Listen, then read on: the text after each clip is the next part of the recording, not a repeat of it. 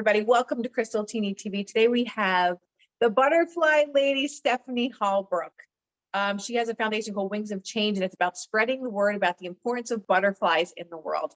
We're educating the community on the importance of butterflies and how they ultimately affect everything, including our health, which is news to me. I'm curious about that. When your soil is healthy, the bugs are doing an important job.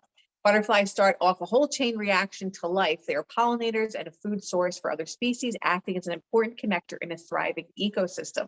Butterflies have been widely used by ecologists as model organisms to study the impact of habitat loss and fragmentation and climate change. When you see the simplistic beauty of a butterfly, now you know their grand significance. So welcome, Stephanie, to Krystal Tini TV. So tell me your story. Okay, so we are the Wings of Change, and we are dedicated to spreading the word about the importance of butterflies and how ultimately they affect everything, including your health. Yes, I don't really know much about butterflies other than they're beautiful. But how did you get into this? Because it's not every day that you hear somebody's like, oh, I had this butterfly foundation that I started. So like, where did your interest come from? Okay, so just to give you a little bit of background about who we are or what I am, I guess. I came from a background in retail management.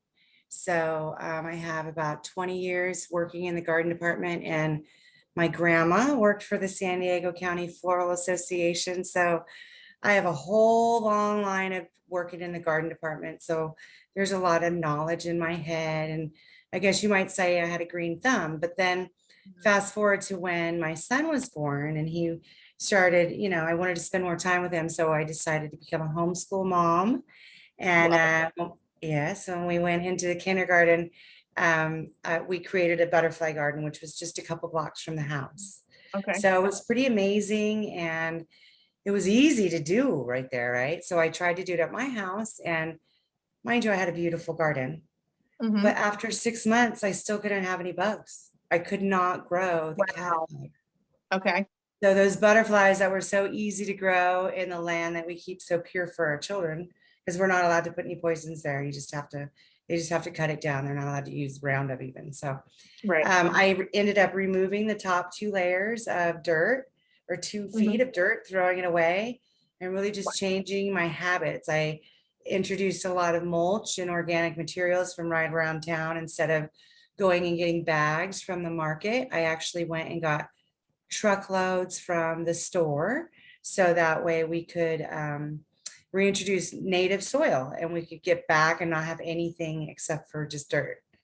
So then fast forward to today, I think it's been about 12 years. And I have, my girlfriend calls it a butterfly sanctuary. You can see about 30 different kinds of butterflies. As you just look outside, they just float in and out. So we have little tiny ones that are called skippers, and then we have giant ones that are monarchs, and we have. Stephanie, how do you, like, is there an enclosure in the butterfly garden, or is it just certain things you plant that attract these butterflies? Okay, so the trick about a butterfly is every butterfly uses a different host plant. So I actually got a butterfly book, and I highlighted it, and I ordered seeds, and I put it out in the yard. So whatever you want, whichever butterfly you want, we have over 250 that will live here in San Diego. And you just put their host plant out and they find it. So wow. So the monarch needs milkweed, and the anise swallowtail, which is a giant orange, yellow, and black one, needs anything in the anise family, which is carrots, dill, fennel, Queen Anne's lace, or the native is flax. So then this month we're talking about the common buckeye butterfly, and it is a nationwide butterfly, and it's very common. That's why it's called the common buckeye. So if you live in California, you have a plant that's native to California. But if you live way over there in New York, you have it too. You just have to have that plant and that family that lives in your area. So nationwide, we can be the Wings of Change, and you just literally put out weeds and the butterflies will eat it, because that's kind of where this all came from. So I worked in an environment in retail where we specifically sold plants that the bugs didn't eat. So I've kind of done a 360 now, and I put the plants that the bugs do eat right next to the ones that they won't eat, so that they have a habitat. Okay. So, and the reason it's so important to have butterflies is So we all know that butterflies and bees are pollinators, right? Mhm. Butterflies are actually what they call accidental pollinators, and they pollinate by that long proboscis. It's a really long unfurling, like little tube that comes out. So they're really Okay. good at pollinating tubular flowers or long necked flowers. So whereas a bee can pollinate something that's very flat, they do something very important in like an iris or a lily that you get. You know, they have that little tube. Yeah. So they do something very important for those plants, and it helps to produce fruit and flowers. And then the other thing that's Wow. really important is that they travel long distances, which makes our ecosystems more balanced. So So, long distance would be considered what for a butterfly? well, a monarch can travel up to 3,000 miles one way to get home. Fun. So we actually have on our What? website, the monarch is a giant butterfly, and it's the iconic butterfly. And so it actually does this really amazing thing. During the winter, they all come over to the California coastline or way down in Mexico, and they do an overwintering that we call a dispause. And so during that dispause, they're just hanging out literally with each other in the trees, and they're just hanging out. And every once in a while, there's an errant one that comes back, but literally from like October to some magical something that happens in like February or March, and then pink, they all drop to the ground, start mating, and then go back out. And that's the first generation Oh of my, the next year. But during that wow. dispause, they don't do anything but hang out together, stay warm in the nestle of the tree within 5 miles of the coast. So then during that next cycle, those males just start impregnating the females, and then they go on their journey. So from Mhm. my California coastline, those people, those little monarchs will mostly make it up into the northern parts. You can look on my website for the map, but the ones on the bottom, they might go over to Texas, and then those go up to the east side, and then the east side, somehow their jet streams brings them back down into Mexico. And so at the end of all of it, that'll happen 4 times this year. And at the Mhm. end of that, they will come back either to California or to Mexico, and they'll do their overwintering and start the cycle again. So there are lots of butterflies that don't travel as long as monarchs, but like the painted lady, which is here in Southern California, Mhm. it lays its eggs in the spring in the California deserts, and it makes it all the way up to Utah. What? Yeah. Like, do they know just their senses that they can travel and Yes, they just totally know. And actually on the monarch, they've noticed on the last generation, the 4th generation, the top wings are a little bit smaller and elongated so that they can fly further. oh my God. It's This like is nature so, knows. yeah. But this is the thing about nature that most people don't understand, like, is how so many of these insects or animals can travel very long distances and know exactly where they are. And basically, would you say it's like intuition, kind of? Or instinct. Yeah, it's like they're bugs, so we don't Instinct. really know what Right. happens. And then the other thing that's really amazing is that first of all, it starts as a caterpillar, and Mhm. so it's a bug, and then when it goes into that little pupa or becomes a chrysalis or a cocoon, depends on if it becomes a butterfly or a moth, but we can't get in there and watch what happens. But when we do look at it from the outside, it completely turns to goo. And then it becomes this amazing butterfly with wings. So it goes from a caterpillar to Mhm. like this blackness, and then it emerges with wings that can fly. So it's pretty magical, and it's It is. really important for our environment. The reason that I say that it affects our health is because when your soil is healthy, that means your whole environment's healthy. And so I mentioned a little earlier that I used to Mhm. be our earth here at my home, and I only live on a third of an acre, by the way. So it's very small, and I have over 30 different species that I can identify Wow. here. But I was a lot unhealthier then too. I was a lot heavier. I had some chronic illnesses that I don't have anymore now. Mhm. So my whole life has kind of changed, and I think it's for the better. So Yeah. the other thing about the butterflies is you would be anybody who introduced something for the butterfly to come into your yard is it would be native. So you would usually, for us in California, we need to save our water really bad. So it would use less water. You would use zero poisons, and for us, it would Mhm. become a fire retardant. So it's amazing for our area. For anybody else, like in the Midwest, where they've done so much damage to our earth with the fields of corn and stuff, if you guys reintroduce a great ecosystem, you can help bring back the butterflies and birds. And there's other things that depend on the butterfly as well, right? So there's all kinds of the next level up. So the butterflies like the bottom of the eco chain.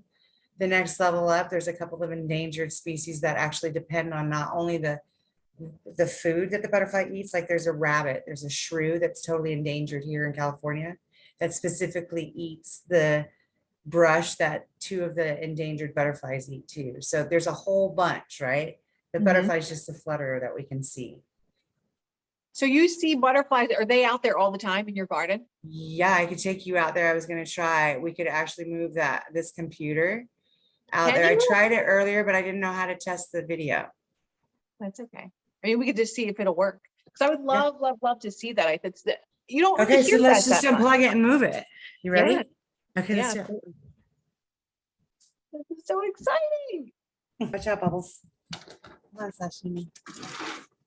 So this is the backyard.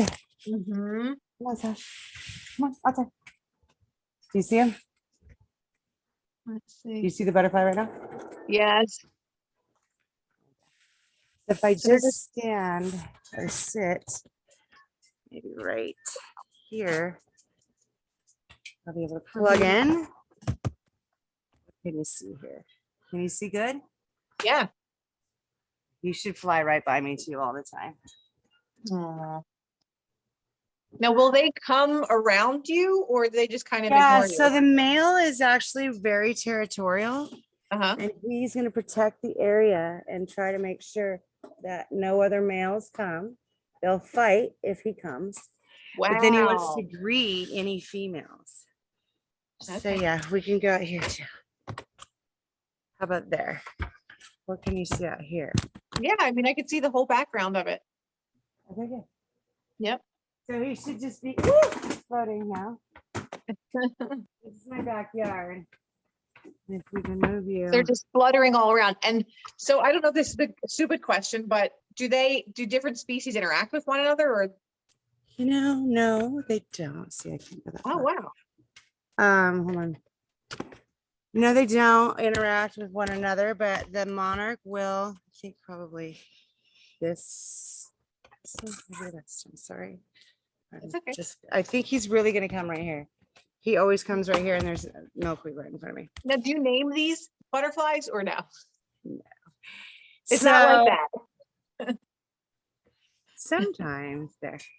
Probably. I want you to see back. Can you see anything behind me? I can see your whole background. Yeah. Okay, good. I can't see anything. Okay. So, there's the monarch. So the monarch male will almost always, it's very territorial.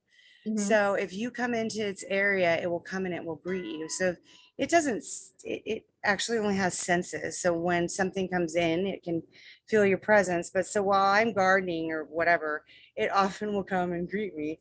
So if there's a cabbage white, for instance, which is another little white butterfly, if that butterfly comes, the monarch will come and then it will just fly away. If it was another male monarch, it would actually fight it and take it to the ground and actually hurt it.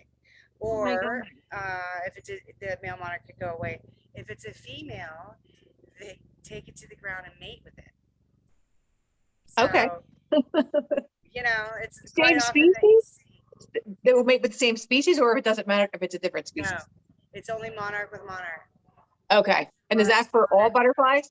Correct. Yeah. Okay. They only stick with their own. Yeah. They're only, Okay. So it'll go away. We live in, that's the Sound of Freedom right there. We live right next to Camp Pendleton. So that is, my husband could identify it. It's some kind of a helicopter. Oh, good. So anyway, one of the things that happens when the male monarch takes down the female is it's really aggressive. Because when we were first starting out on this, and a lot of people can tell you when they have a terrarium where they actually raise the monarchs indoors, if you let them out too early and they haven't had enough strength, because they come out of the cocoon and everything's all really crumpled up, and then they flap their wings, and inside a terrarium, if they don't have a live plant where they can sip nectar from, then Mhm. they are still pretty weak, right? So Yeah. when I was first learning, I let the little butterfly out and she got attacked right away. She got brought down by the male. And literally they could go up to 24 hours. He just Of attacking? having little mating for 24 hours. Oh, They would be on the the, ground the connected. mating part. Okay. Yeah, so Wow. I was like, okay, yeah, I was like, oh my gosh, there's something happening to my girl. They were down there forever. It was like, oh no, what's happening? And it's Traumatized. normal.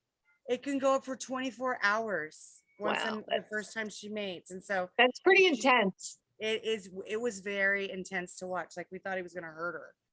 Oh my And so God. he did the same thing. So a lot of times people think that the male is actually trying to mate with another male, but Uh-huh. that is a very territorial.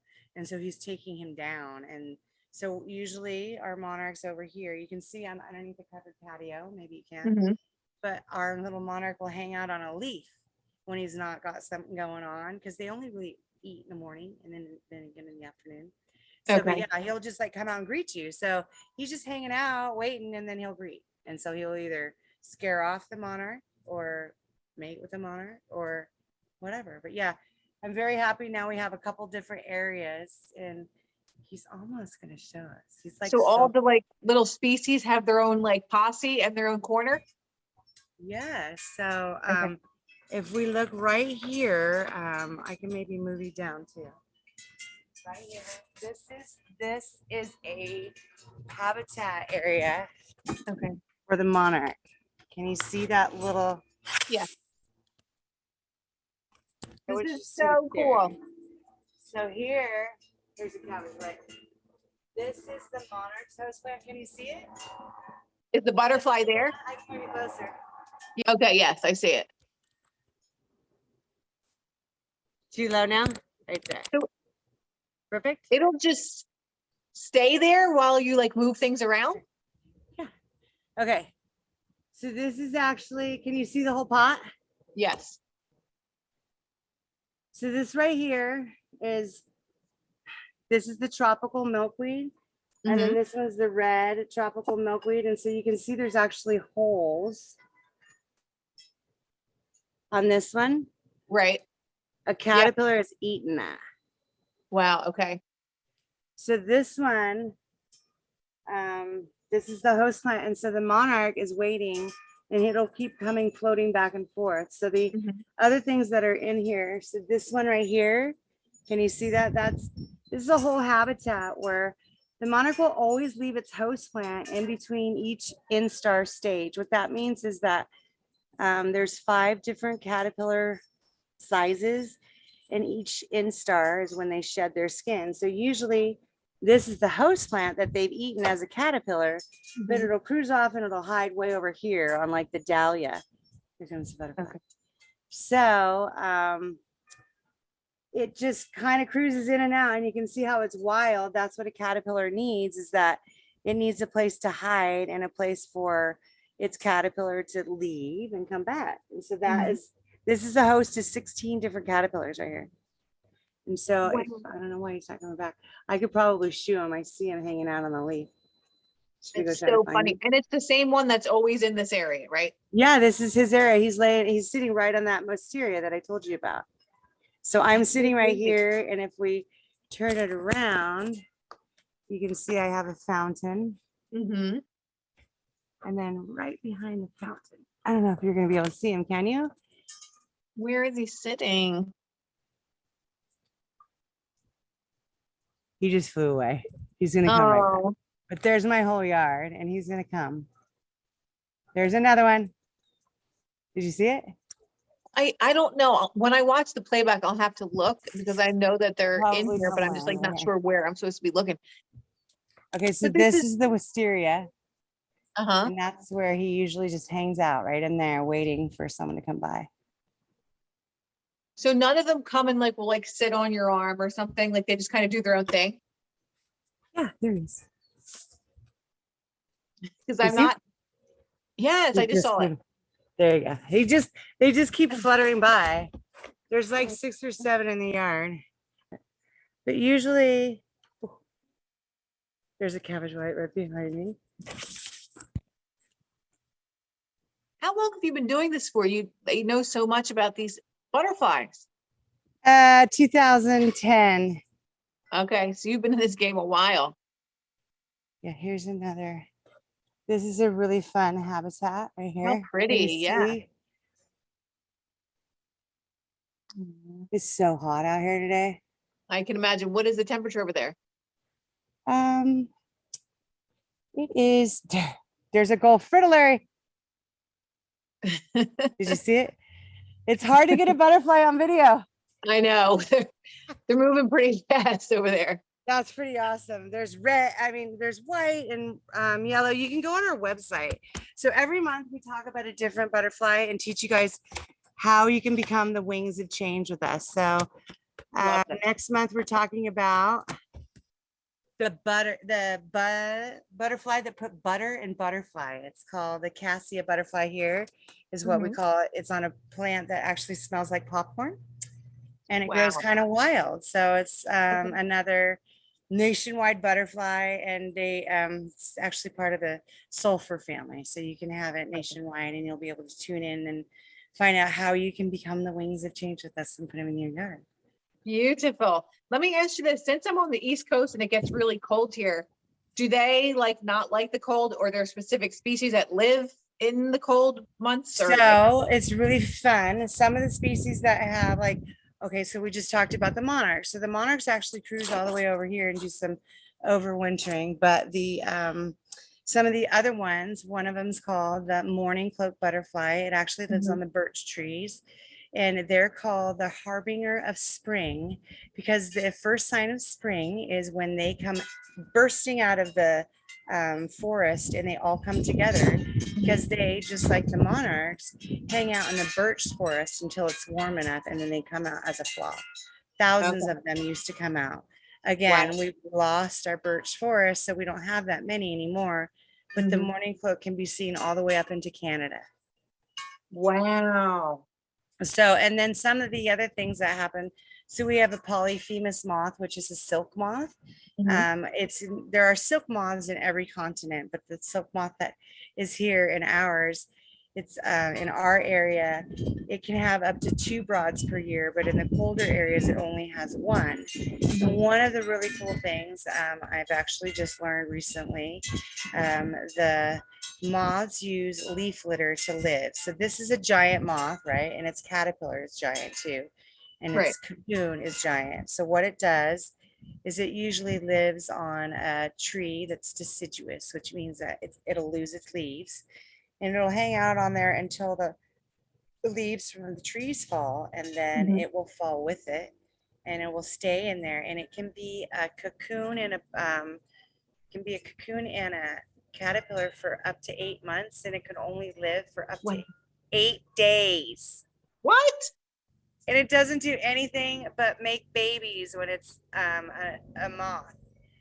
It doesn't eat. It doesn't do anything. It just is waiting for a mate, and then it's got 4 to 8 days to renew the cycle. And so then the mama lays eggs all over a tree, and that caterpillar is very good food for a lot of the birds. So yeah, it starts to cycle over, but it's kind of amazing that after up to 8 months as a caterpillar, it's only 4 to 8 days. Wow, that's crazy. How long do butterflies usually live for?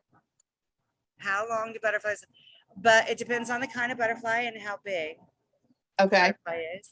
Okay, so butterflies, it depends on how big the butterfly is. So the little tiny ones, that they seem to have a shorter lifespan, but the longer ones, like a monarch, can live up to 4 weeks. That's it? Well, it takes a long time too. So an egg is laid on the plant, and then it can take up to 4 weeks for that egg to become a butterfly. So the whole life cycle is 8 weeks. And so there's usually 4 of those in a year. Oh my God. That's a long time for a butterfly. That other butterfly was only 4 days. 4 weeks is a long time. Crazy though. Yes, it's a really short lifespan. So your monarch will only be there for a very short amount of time, and then That's it? Yes. And so, yeah. And then during winter, they usually leave at a certain time. It depends on how far away you are from the warmer area. When it gets too cold, they start moving away. Wait, if so, how does a butterfly travel 3,000 miles and then go back somewhere else? Like, is this all within their 8 week or whatever So amount when of they time they're alive? dispause, they come over here. And then, so remember their last journey, they have a little bit of an elongated wing and they cruise home and they hang out on vacation in California for a while or Mexico. They take a vacation until it's time. And then it's mate and go. And then it's a very short life for them. They're just doing their They're day. pretty busy. And then it's so cool because usually the monarchs in the beginning of the year, their wings, when I've seen them, because they will lay to rest here, their wings are so tattered and they actually kind of have scales of color, if you will. They're Mhm. like very worn at the end. It's kind of hard to explain, but you can tell they've made a longer journey. In their very long life. Yes. And amazingly, they don't like you. Have you ever touched a butterfly? At some point in my life, yes. So they're kind of hard. They're kind Mhm. of not bendable. Like Right. I wouldn't have ever thought that. No, you definitely wouldn't. Yeah. Yeah, they're really, and same with the cocoon. It's really hard. That green chrysalis I've is never hard. touched a cocoon, but I've seen Yeah, them. yeah, it's pretty cool. Very, very interesting. We have to wrap it up in a few minutes. So where can we find your information, donate, and all that kind of stuff? Okay, so we are the Wings of Change, and our website is thewingsofchange.us. And our tagline is spread it. We want you to spread Oh, the I love it. word about the importance of butterflies and spread the news that literally we can go to just native plants wherever you're at to help make a place for them. Mhm. And you can support our nonprofit by going right there. So we're having a membership drive where you can actually get 10% off and you get a little birthday treat and all kinds of swag. So we invite you to do that. And again, most of our butterflies are nationwide and we're doing really good things right here in San Diego. Some of the things that we're able to impact is we're working every month with the Brick and Barn and we're upcycling. So this month we did a project called Christmas in July where we took a recycled planter, Christmas tree stand actually, that was from Lowe's where I used to work.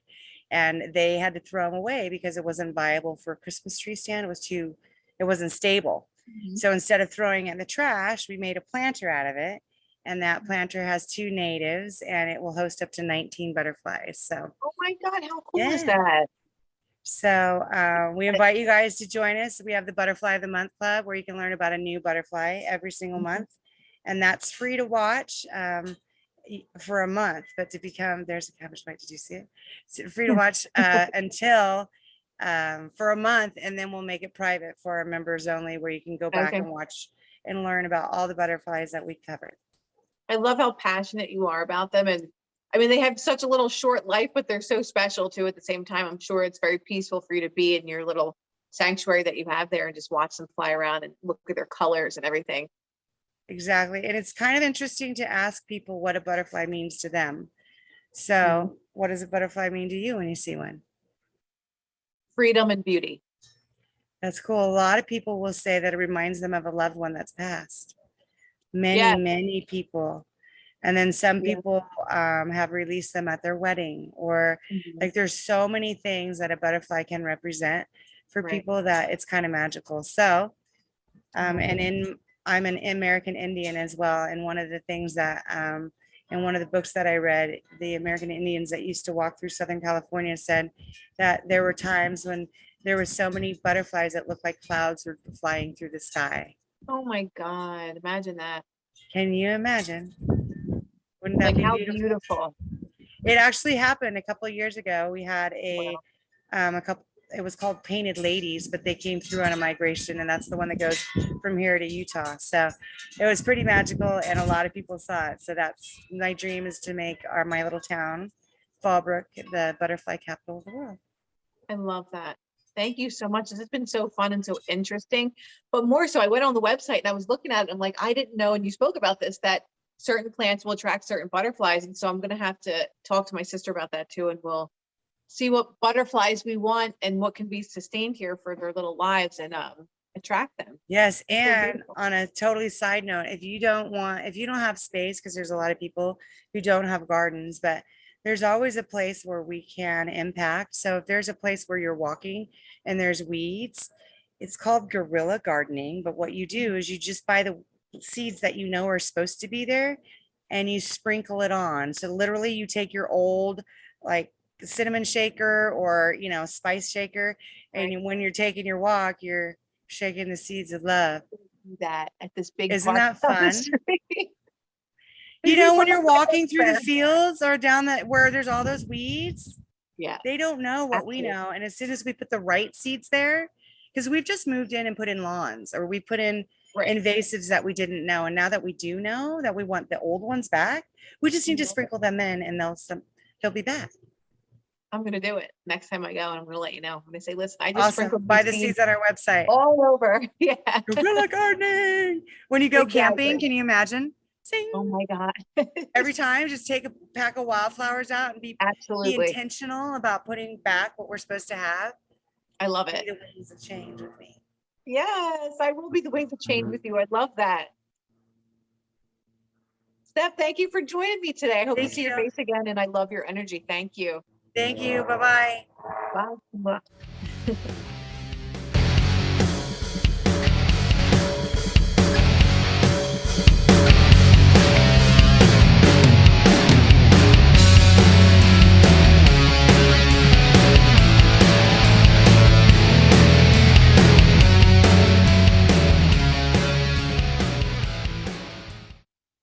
Okay, that was one shot.